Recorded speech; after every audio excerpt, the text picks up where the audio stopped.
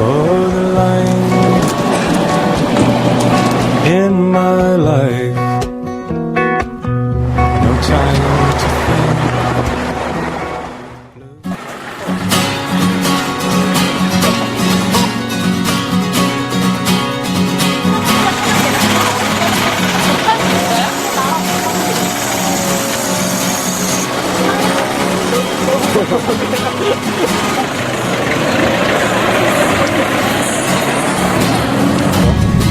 생각보다 사람들 많이 들어간 것 같고 아늑하진 못하지만 만족합니다.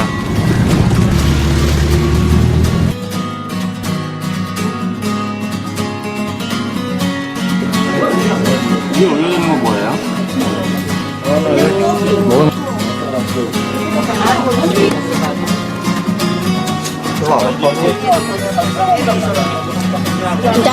나디 루디 그게 매운 거는 특징이잖아. 그러기가 아니야. 진짜 새로운 경험이야. 짠 거죠?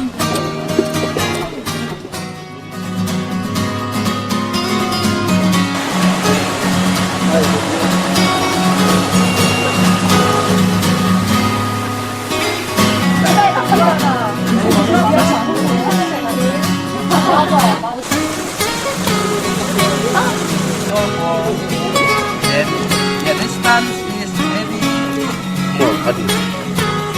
Like that and do this.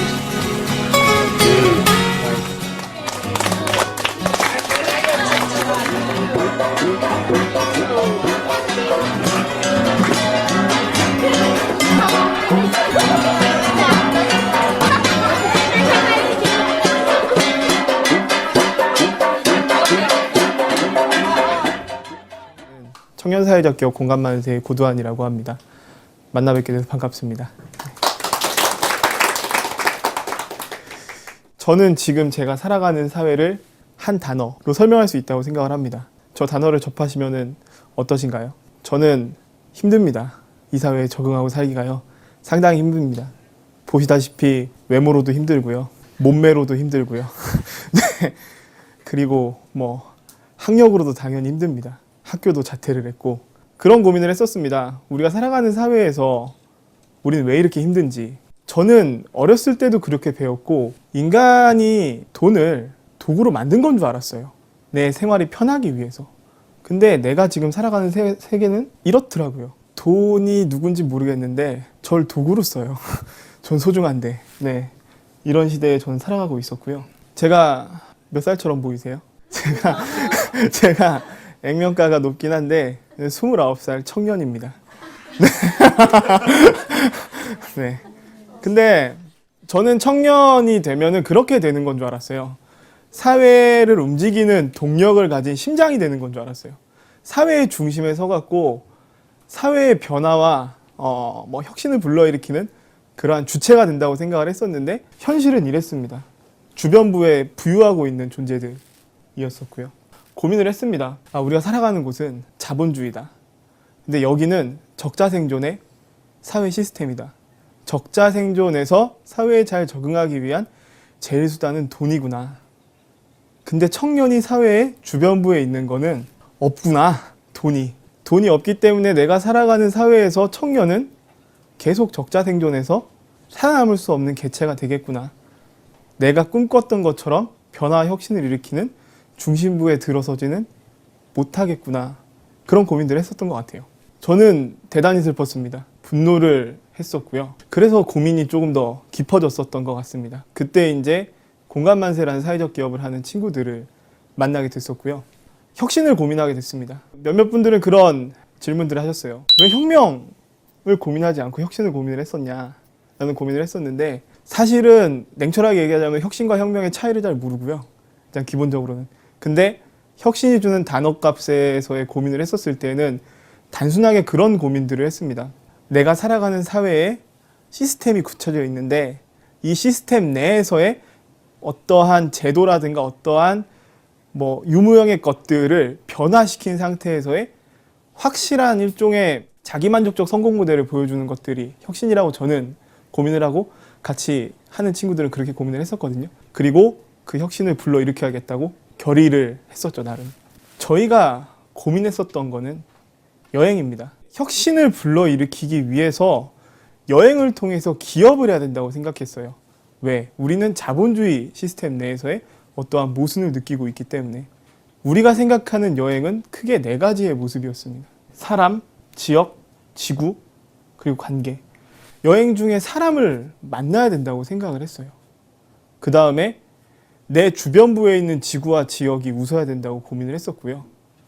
이것들과 관계를 맺을 수 있는 것들이 여행이라고 생각을 했었어요. 근데 안타깝게도 현대에서의 여행은 자본의 종속이 되면서 4가지의 것들이 사라지기 시작했습니다. 동남아시아에서 성매매를 많이 합니다. 아동을 성매매합니다. 동물들과 여행을 하는 건 좋은데 그 동물들이 인간한테 끊임없이 수탈을 당하거나 학대를 당합니다.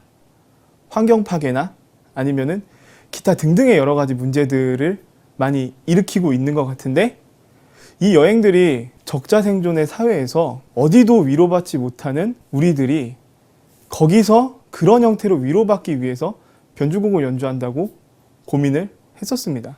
그런 고민들이 깊어졌던 것 같아요. 그 당시에 그것들을 느꼈을 때 상당한 충격들을 받았었고요.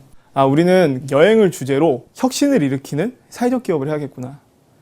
여행을 사람이 만나고 지구와 지역이 웃고 이것들과 관계를 맺을 수 있는 여행들을 하는 것 자체가 공익적인 목적을 가질 것 같고, 이 내에서의 비즈니스 모델을 통해 수익을 얻는 것들을 사회에 의미 있게 사용할 수 있다고 하면은 이것들이 흔히 말하는 사회에서의 사회적 기업이겠구나 라는 고민을 했습니다. 서울이 아닌 대전이라는 지역에서 이 기업 활동을 시작을 하게 됩니다. 이제 3살째인데요. 2년 동안 50여 차례의 여행에서 1000명의 사람들을 만났었고요. 그 사람들이 제가 부자인 줄 알아요. 부자인 줄 아는데요. 제가 다 먹어서 돈이 없어진 게 아니고요. 이 돈들은 90% 정도는 현지의 지역사회에 고스란히 환원이 됐습니다. 우리가 여행하는 지역의 돈은 그 여행하는 지역에 남는 구조가 아닙니다.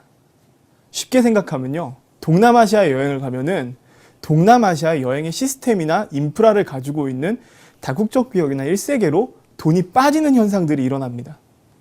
한국에 있는 여행지나 관광지들도 마찬가지죠. 여행이 지속 가능한 모델을 품기 위해서는 이 돈들이 어떻게 지역에 남는지가 상당히 중요한 관건이었습니다. 매출의 90% 이상은 무슨 수가 있더라도 지역에 환원해야 된다는 모델들을 고민을 했었고요. 지역에 있는 현지인들을 직접 고용을 하고 그 다음에 매출을 돌리고 수익이 남은 것들을 지구를 위해서 나무를 직접 심거나 환경단체에 기부를 일으키는 일들을 하게 됩니다. 여행에 못 가는 사람들을 위해서 여행의 기회를 나누는데 그것들은 아이들한테 기회를 나눠주는 고민들을 하게 됐었습니다. 이런 형태로 운용을 했었고요. 아이들한테 여행을 나눠주다 보니까 자연스럽게 이 아이들을 계속 만나고 싶고 고민하고 싶어서 이제 필리핀에서 여행을 주로 하게 되면 필리핀에 있는 빈민 지역 같은데 고묵방을 세우게 되는 그런 일들까지 벌어지게 됐었습니다. 저희는 뭐 대단한 사람들이랑 여행을 하지 않습니다. 저희 북촌에서 처음 여행을 국내에서는 했었거든요.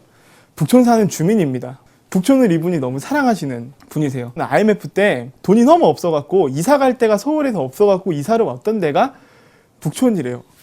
본인의 허락을 받자고 이런 얘기를 해도 되는지 모르겠는데, 네. 근데 그때부터 북촌에서 쭉 사시면서 북촌이 너무 사랑스러워지고 너무 좋아져갖고 조그마한 게스트하우스도 하게 되고 그때부터 사랑하시게 된 분을 우연히 만나게 돼서 거기서 이 지역을 지키고 이 지역 사람들과 자연스럽게 어우러질 수 있는 부분들을 고민을 하게 됩니다. 태국의 국경지대에 사는 카렌족의 퍼통이라는 이장님이십니다. 제가 가면 항상 설거지를 하세요. 이분이 나름 그래도 부족을 100명이나 이끄시는, 부족의 일부 사람들의 생사권을 갖고 있는 훌륭하신 분인데, 제가 좀 위협적이라서 그런지 어쨌든 이 선생님께서 설거지를 하시는데, 카렌족은 태국 국경 내에서 상당히 소수민족으로 억압받고 탄압받고 살아가는 민족입니다. 자기들이 영토가 없다고 흔히 말을 하거든요. 버마에서 쫓겨나서 태국에서 부유하며 살고 있는 이 족속들인데, 이분들과 여행을 하면서 여행의 수익을 이분들한테 주려는 고민들을 처음엔 했었어요. 절대 안 받는다고 하시더라고요. 사람과의 관계는 돈으로 주고 살 수 있는 게 아니랍니다. 제가 그때 커다란 쇼킹을 먹었었는데 그 다음부터 이 지역에 있는 장애를 가진 아이들을 치료해 주는데 이 돈들을 재단을 세워서 쓰기 시작했습니다. 이 친구는 말론이라는 친구입니다. 이 친구도 마찬가지로 소수민족 출신이거든요. 필리핀 내에서. 필리핀은 300개 이상의 민족이 있는 다민족 국가입니다. 이 친구는 원래 소수민족에서 정말 가기 힘들다는 필리핀 국립대학, 우리나라로 따지면 서울대급 되는 곳에 정치학과를 졸업하고 이제 필리핀 마닐라라는 수도 내에서 엄청나게 이제 각광받던 그런 인재였었는데 이 친구도 결국은 자기 고향인 시골로 들어가고 자기 지역을 위한 일들을 하게 됐었고 거기서 자연스럽게 만나게 돼서 일을 같이 하게 되는데요. 이 친구가 있는 지역은 계단식론이라는 유네스코 세계문화유산이 있는 이푸가오라는 지역이었습니다. 그 지역을 지키기 위해서는 어쨌든 계단식론을 지키는 것들이 자기의 정체성을 지키는 거라고 고민을 했었고 이 친구와 함께 국제기구들을 모아갖고 계단식론에 여행을 가는 사람들은 반드시 자기가 파괴하는 치만큼의 계단식론을 복원하는 이 여행의 룰을 만들어갖고 거기서 여행을 했었고 거기에 여행을 갔던 돈을 통해서 필리핀의 빈민지역의 아이들, 거리에 버려진 아이들을 모아서 공부방을 운영하고 그 아이들한테 여행의 기회를 나눠주는 일들을 시작을 하게 됐습니다. 그럼에도 불구하고 지금은 자본이 없습니다. 돈도 없고 노동력도 대단히 부족하고 자본이라는 단어에 점철되어 있는 대부분 것들이 저희한테는 잘 없는 상태입니다. 그리고 능력도 없는 것 같아요. 그리고 운영을 어떻게 하는 건지 오늘도 홈페이지가 해킹을 당했거든요. 해킹을 처리할 수 있는 능력이 없어서 지금 다들 아마 오늘 밤샘하면서 고생을 하고 있을 겁니다. 회사 운영에 대단히 잼뱅인 것 같아요. 그런 면에 있다면. 지속 가능성 대단히 의문스럽습니다. 처음에 한국에 돌아와서 공정여행 진행할 때 사회적 기업이 엄청 많이 생겼었거든요. 지금 잘 없어요. 특히 지역에서 서울은 그런 움직임들이 많다고 보는데 지역에서 처음에 같이 시작했었던 그 많은 친구들은 다 어디로 갔나요? 아시나요? 아무도 몰라요. 어디로 갔는지, 어디에서 무엇을 하는지. 지속 가능성에 대해서 끊임없이 의구심들을 품고 있고 저도 때때로는 의구심을 품을 때가 있습니다. 다만 있는 게 두 개가 있는데 하나는 뭐 열정. 근데 열정은 너무 식상하죠. 이 말들은. 두 번째는 실력이 있다고 생각을 합니다. 아까 전에 그 능력이 없음에도 불구하고 2년 동안 저런 일을 하고선 우리는 이만큼 살아왔고 이만큼 성장해 왔던 것 같습니다. 저는 뭐 되게 간단하게 생각합니다. 지금 공감만세의 청년들과 공감만세에서 여행을 했던 사람들 대단히 미비한 수고 어떤 변화를 일으켰거나 어떤 혁신을 일으켰거나 아니면은 누군가한테 엄청난 희망을 줬다라는 판단들은 할 근거가 없는 게 사실인데요. 다만 거기 왔던 사람들은 믿었습니다. 우리는 세상에 변화와 혁신을 일으키는 주체로 살아갈 것이라는 것을. 저희 식구들입니다. 저희는 그냥 매 순간 믿는 것 같습니다. 저희가 세상에 변화와 혁신을 일으킬 수 있는 주체가 될 수 있다는 것을. 이상입니다. 감사합니다.